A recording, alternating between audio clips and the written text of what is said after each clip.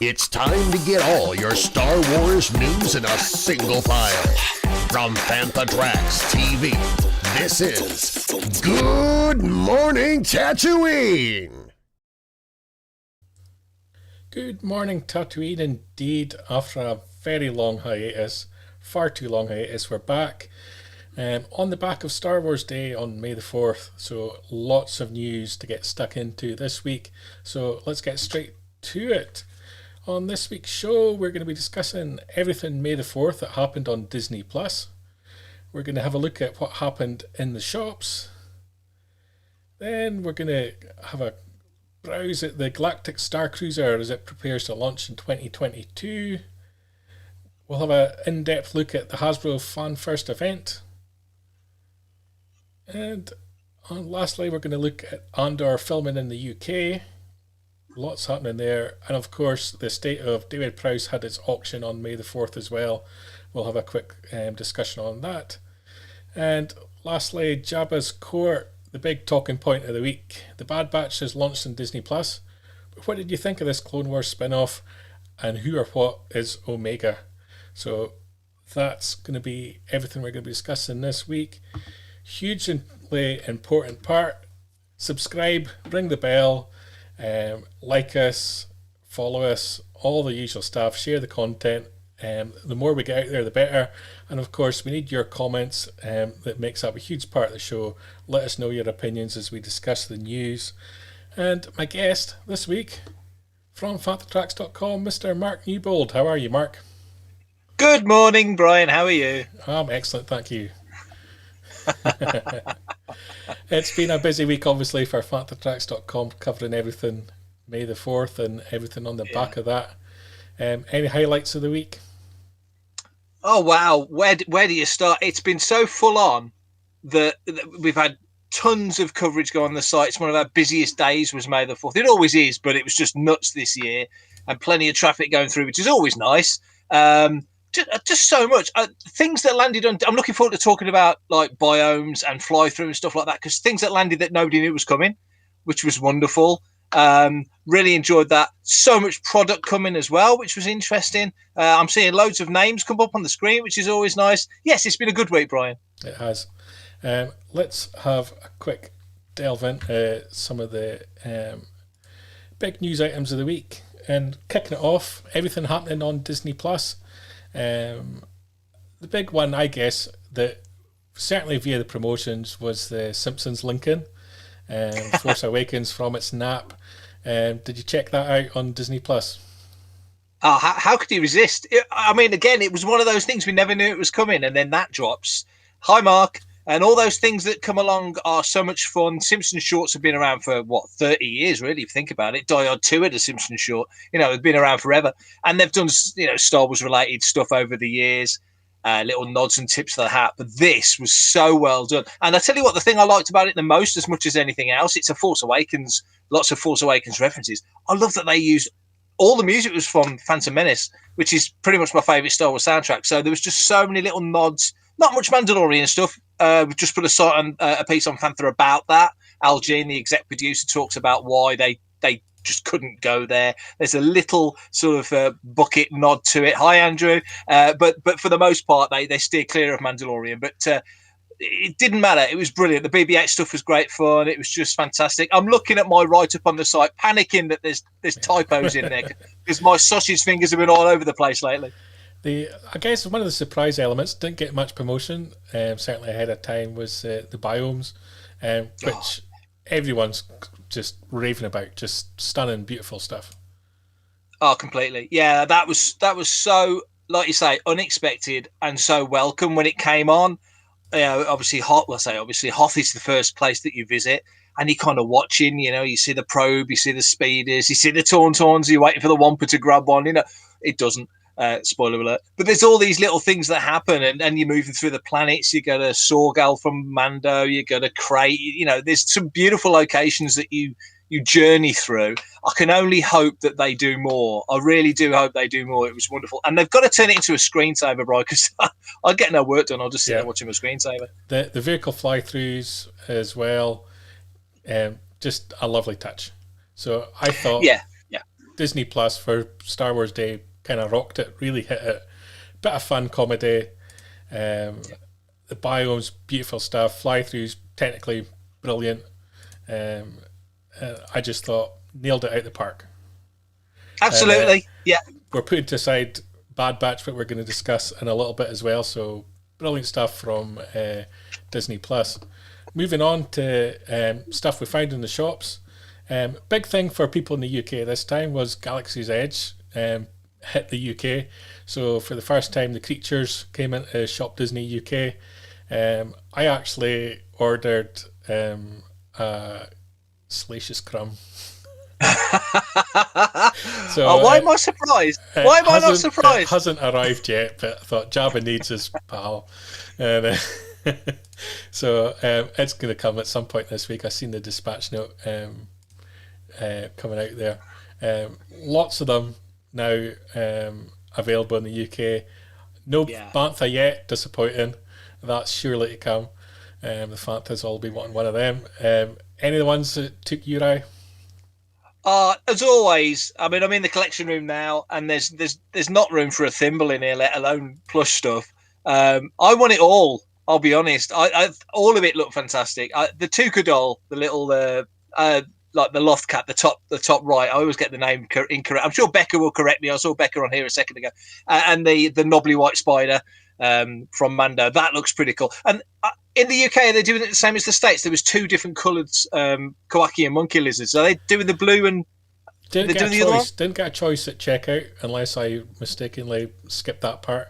But I think this is kind of a first wave, and hopefully it's going to be a lot more.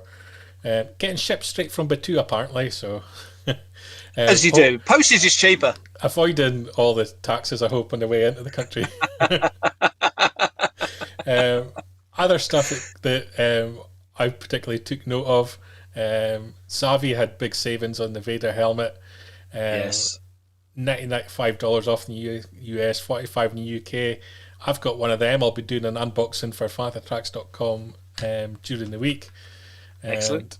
The other one, also from Zavi, which I've got. Zavi were kind enough to send to me, so I've actually got it. It's right here. So another Very unboxing nice. coming. Not something I would normally wear because I don't have the golden bikini to go with it. But You say that. Princess Leia premium gold cuff and bracelet replica set there. exclusive to Zavine, still up on their site, so you can get that if you're into the Princess Leia. Steve Jordan, Lothal Cat for him. There you go. Big one for the animation fans. And I'm agreeing with Mark Cowardaire's chiming in with that. An Army of the Spiders will be cool. I love just the design of that. It's just brilliant. The quarry design, obviously they brought back into Mando. Yeah. It's never too late to get that bikini, Brian. Before you move on, just never give up. And never the give perfect up. place to wear the bikini. Galactic Starcruiser, Walt Disney World Resort. Do you think I'd get thrown out? No, I think you get welcomed, really do. As an attraction. So we got our first kind of, well, not our first. We've had some insights before, some concepts before. We got to see some additional artwork. The idea there's going to be a singer, a singing sensation. Is going to be performing there. So when you're there, you're at the restaurant. You're going to get some entertainment. There was also a cheeky little video that came out. So let's see if this tech works, and we'll play it. You're not going to get any sound to this because we've stripped that out. Obviously, copyright will get us pulled off the internet. But beautiful looking lightsaber there. That's what we're going to call it, the first proper working lightsaber. I guess. I mean, that's kind of the way that they were talking about it on that Disney thing the other week. You know, they sort of made out that they've finally cracked it. I don't suppose you can toast a marshmallow on it, but it looks amazing. It really does look amazing. If that is how it looks, then game on. Yeah. It's obviously going to be an expensive kind of holiday. They're kind of promoting it as a 2-night thing, which I guess is based on the cost. They're probably looking to have you in a different resort for the rest of your time on the stay and have it as like a 2-day experience is kind of my take on it. But they look to be trying pretty experimental stuff and really trying to push the envelope on this. So it'll be interesting to see over the course of this year to start to promote it, because I guess come winter they're going to be looking to sell tickets. Yeah, and I guess it finds odd to be talking about selling tickets for a hotel room.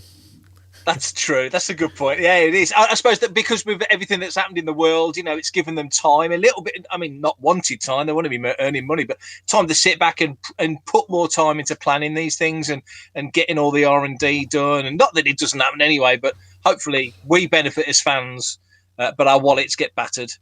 Yeah, that's a common problem.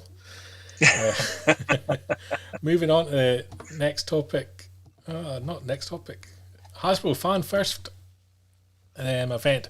Not something I took part in because I'm no longer in that sort of collecting world, and as long as I don't watch it, I don't buy. Sensible. Did you get a chance to check out the event as it was on, or did you watch it after, or did you just focus on the products that came as part of the announcement?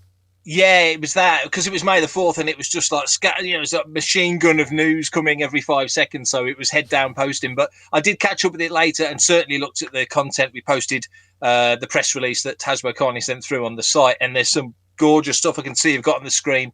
Yeah. The off-world Jawa there with his little, little furry egg, which looks amazing, which I totally want that. And Steve's correct. They do steal everything. Yeah, they had the ARC Trooper Echo as well. That's going to be Bad Batch, I'm guessing.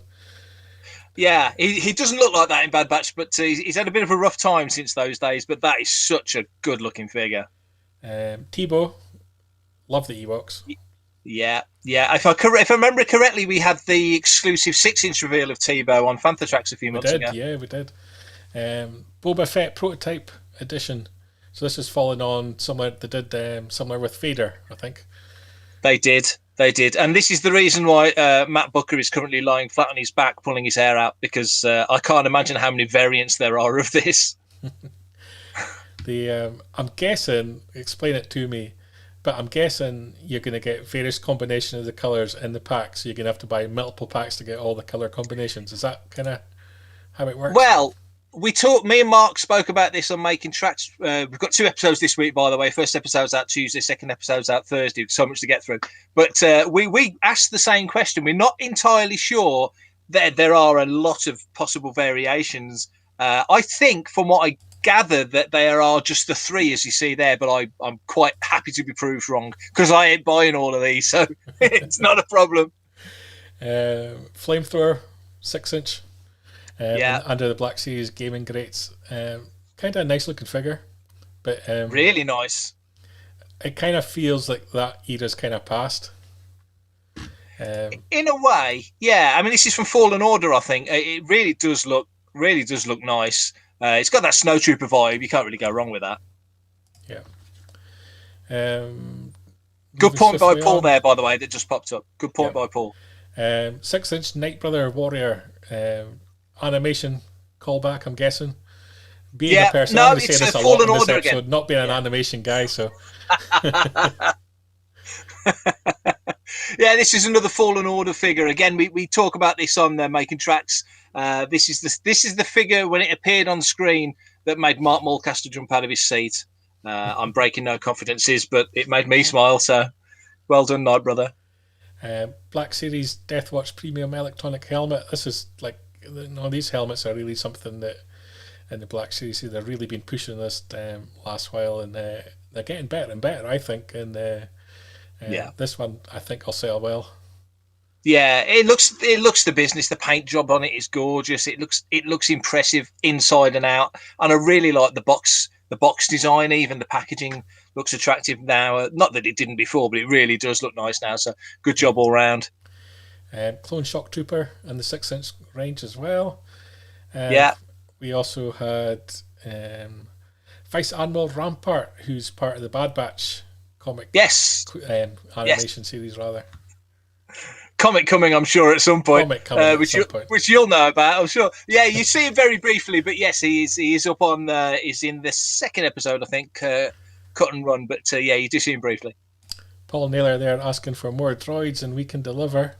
50 years, 3 3/4 inch Death Star droid, just for you there, Paul.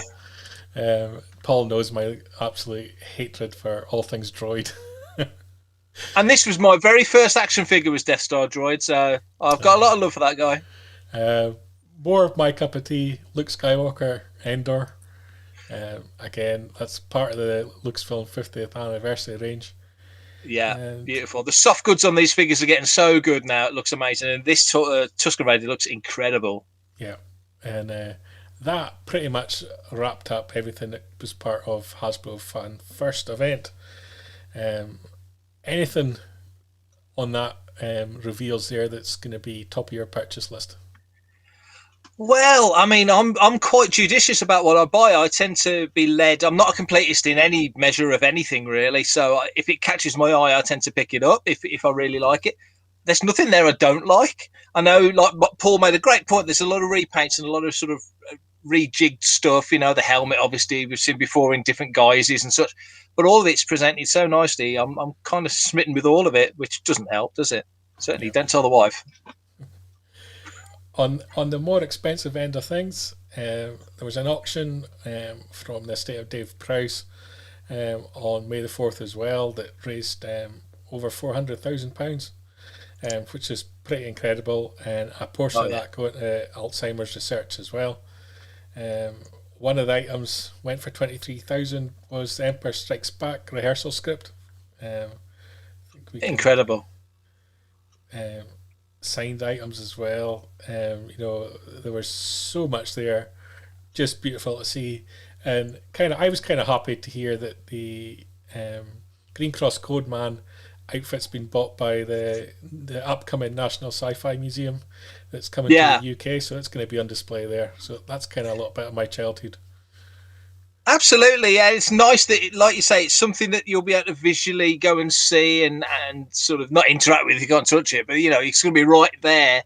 You know, and so I'm very pleased that the team from the Film and Sci-Fi Museum have managed to pick that one up, and that opens in the summer. I think it opens in July, so very much looking forward to that. Yeah, and that is the majority of the news, apart from one last thing, which was happening in the UK, was Andor filming, and there's been lots of videos out there of the filming. I'm going to load up one, and we'll just have a little look at that as we talk.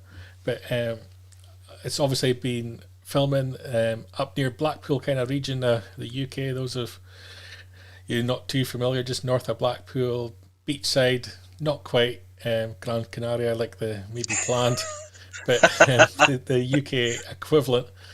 I've tried to keep this video as one of the ones that's got less spoilers in it, so if people that don't want to know don't get to see, but this is kind of more behind the scenes, moving about, green screens and all that kind of thing. Lots of Rogue One-ish elements, it would be fair to say. Cassian not looking in his finest. See the cast and crew there all covered up in head to toe black robes to hide out their costumes. And your thoughts of Andor in general? Well, this we say this a lot on Making Tracks. There's so much stuff coming now, but really the one that's lighting me up and getting me the most excited, weirdly, considering we've got Kenobi coming and Ahsoka and everything else, is Andor. I just think that run up to A New Hope and Rogue One, that Scarif Yavin era, I'm just fascinated by seeing how they're going to do it, and seeing this as well. It's like Becca says, it's so exciting to see these projects in the works. It's exciting to think that they've gone, you've got the whole of the world, and we've had this crazy year with everything that's gone on. So they can't go to these far-flung locations. And they could film this on the back doorstep. It's not like filming at the back of the hotel in Empire because they just needed the white. But that is going to look just like it did in Rogue One. It's going to look amazing. They've used the architecture that's already there, put a bit of Aurebesh on it. We've got the slushy machine, which we talked about on Fan Tracks. It's just everything about it is just exciting, and they're moving location. They're moving down to the Dorset coast now, we understand, to a quarry down there. Just so much good stuff going on. Yeah, and unprecedented, really, that we're getting to see so much of it because it's in such public places. As well. So it actually kind of reminds me of the lead up to the Phantom Menace, when they were actually openly sharing webcams with us and letting us see a little bit. It's just that little bit of a tease. It just raises the heart rate a little and gets the excitement going for the project. And I think it's better than any kind of marketing you can do. So, totally agree. It's not giving much away. It's you see a Scarif Trooper, you know what a Scarif Trooper is. You've seen him in Mando as well. You get a flavour for it. It's going to have that Rogue One vibe because it's a prequel. Yeah, I agree. I think it generates good interest among sites like us and social media feeds and so on and so forth. Gets us talking, gets us thinking, gets us doing stuff like this on a Sunday night, Brian, or morning, or Sunday morning, I should say. Sorry. And from Tarkin's Top Shelf they're saying Andor's character is intriguing to say the least.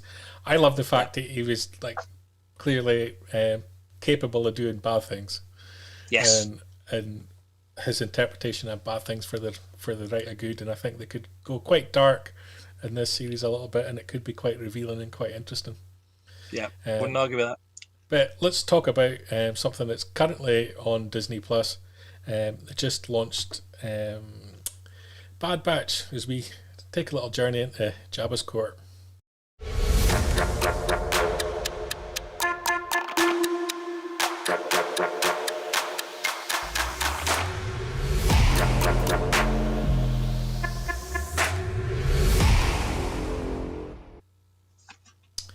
So, this week, Jabba's Court, we're asking the question, what do you think of the launch of Bad Batch?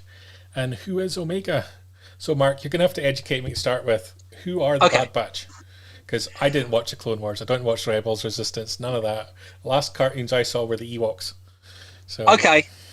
There's been a bit of a leap since then, in every measurable way. The Bad Batch. So obviously, you know the whole story of the clones throughout the prequel trilogy. The Bad Batch were bred to be more independent. They're more of a unit than you might perceive other soldiers to be. They're quite unique. They're very distinct from each other, but they're all from the same batch.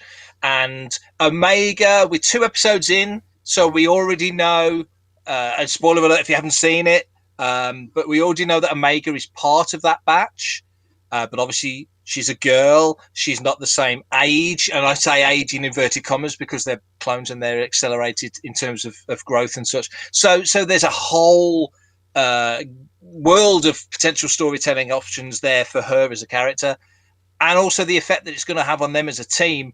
It is 3 men and a baby, or rather 5 men and a baby right now, essentially, and they're all getting to grips with having this character around. It's been really good so far. And who do you think Omega is? Do you think she's... Ooh. Go on, who do I think she's what? Go on, I'm quite curious what you think now. Do you think she's literally a pure clone made from the same DNA as the rest of them?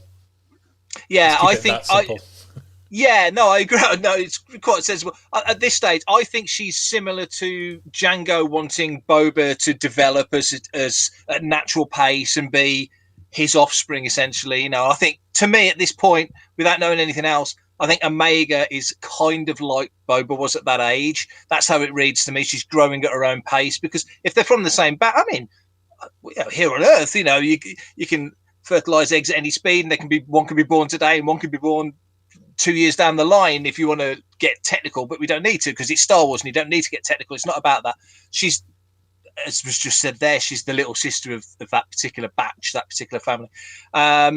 Where she'll go, I don't know. I mean, we've already had a heel turn, wrestling term for you, Brian. We've already had a heel turn in the show already with Crosshair, susceptible to Order 66 in a way that the other characters, the other members of Clone Force 99 weren't.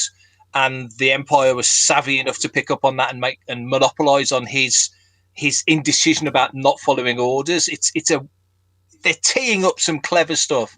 I'm excited for this. And is it one of these opportunities where it's a character that could spread multimedia again? Like, you know, like Dave Filoni's characters have gone from animation into The Mandalorian.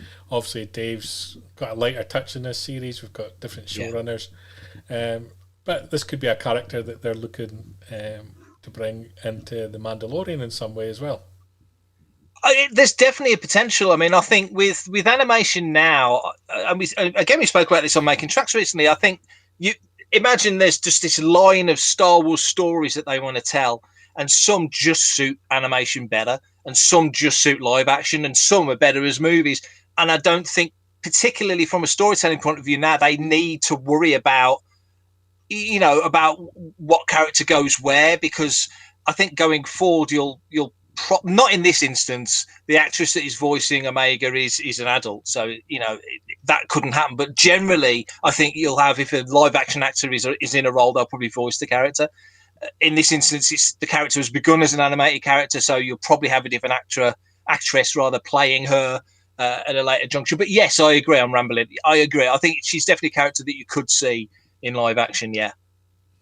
And Paul and Tarkin's Top Shelf both suggesting Book of Boba Fett could be a natural place for her. I did wonder when I saw her whether they and I forget the title of the show now, the one that everyone was wondering where it's going to go. It's part of the trilogy of spin-offs. There's Ahsoka, there's Legend. Was it Rangers of the New Republic? That's the one. There we go. Yeah. I was just testing you. Yeah. I wondered, is something a little bit left field like that more natural home, where we rediscover her somewhere in a role that we maybe didn't expect her in? I like the thought, though, of having ragtag characters bond together, because I think sometimes it can be too clean. And you kind of go, well, that Jedi will go in the Jedi show, this Bounty Hunter will go in the Bounty Hunter show. I kind of like the thought of having characters from disparate places come together. So yeah, I could get behind that logic. It would be quite interesting to do that, with them having a common goal. Yeah. And in terms of the wider Bad Batch, you've obviously encountered these characters before.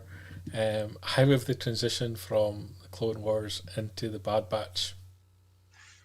Very well, I think. I think that you saw them Clone Wars Season 7. They had their own arc at the start of the season, which I personally really enjoyed. I liked the action stuff, and I got to like the characters very quickly. But I think if you just carried on with those characters in that framework as an action series, if you like, because that's essentially what kind of the feel of it, the drive of it, it might have run out of steam pretty quick. And also, I don't think Disney are building shows to last multiple seasons anyway. I think Disney are probably quite happy to have shows last 2 or 3 seasons and move on to the next IP and get it started and fresh marketing and everything else. I don't think that's an issue. build up the library, so to speak, and proliferate off the back of that. But I think throwing Omega into it, Amiga as she calls herself, so already you got your Boba Bobba situation. I think you've added another wrinkle into the dynamics of the team. So, you know, Wrecker's he's the big bruiser, he's the big guy. You know, he's got his Tuca doll toy, and he's a bruiser, but he's also a bit of a child in a nice way. You know, he's not as technically minded as Tech. He's not as savvy, and he's not a leader like Hunter, who's probably my favourite character at this point. Amiga coming into that has completely changed the dynamic. They've got a little sister to look after now, and it's just made it really interesting. Already 2 episodes in, it's fascinating. In terms of having one voice actor portraying so many characters, does it work? Obviously, there's a lot in editing, but is there the natural connection and flow? Yeah, massively. And from what I understand, when he records, he doesn't pause, or they don't record one character then another. He's just skipping from character to character. He's a bit of a genius in that respect, and it works so well. Again, these characters are. There's a scene in the second episode in Cut and Run where a clone trooper stops one of the clones, Cutler Quain, as he's about to get on the ship, and looks at him, and he's going to say, "I know you. I recognise you," because they're all the same guy. And the Bad Batch are more distinctly unique than most, but they are the same guy, and they've got that same voice. And so D. Bradley Baker does such a great job. Exactly what Cole says. You know, he's done such a great job of specifying each character and giving them their own heart and their own vibe and their own sound. They're completely distinct characters. It's a masterpiece of vocal work, really is. And what are your predictions for the remainder of the series? What direction do you think it's going to go? What do you think's the end goal? Where's it going to take us? That's a great question. I think, well, a few things. I don't think the show needs to linear run forward like one season is 1 year. I don't think there's any need for that in animation. So if they want to, if they do 4 seasons of Bad Batch, and it lasts 10 years, and the final episode of Bad Batch is Amiga meeting Luke Skywalker at the first episode of Obi-Wan Kenobi's TV show, that's absolutely fine. But I think what you're going to see, and you're already starting to see it, especially in the second episode, is the Emperor's taking control. Order 66 has happened, and you see it happen. You're starting to see the Empire make all the changes, trading your currency for Imperial credits. Everybody needs a chain code, which is basically a passport, an identification. And, you can start to see the beginnings of the Imperial machine build up, because they're now out of the war. They're into an era of expansion, and, they're not spending money on the war effort. They're spending money on building an empire. The troopers have got different jobs to do.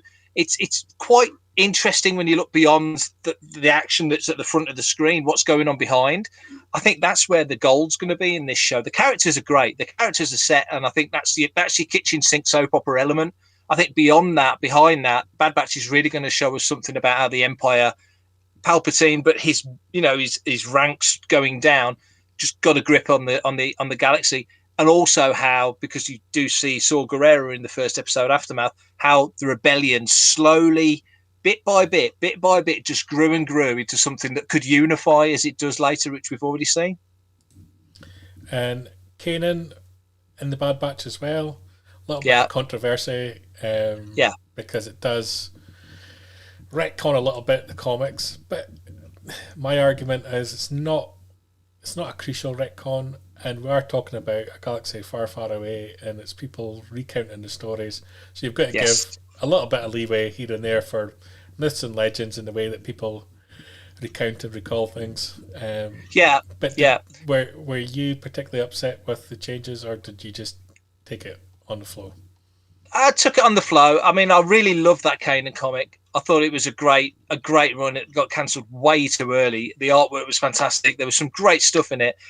I did see your Facebook post or Twitter thread about that particular topic, and I think if they'd have done what you said, which was I'm paraphrasing what you said, but you basically said if they'd have set the stall out at the beginning and said this is kind of all myths and legends, you give yourself a bit of natural leeway to go, well, the dude over there saw it like this, but he saw it like that, and he's telling the story, so that's how it is, and you've given yourself that gap. Whereas I think the way they framed it was they boxed themselves in a little bit. Yeah, my argument from 2015 has been, they oversold it when they opted to reboot what's now Legends and start a new canon, and oversold the fact it was going to be one united canon and was going to be continuity throughout.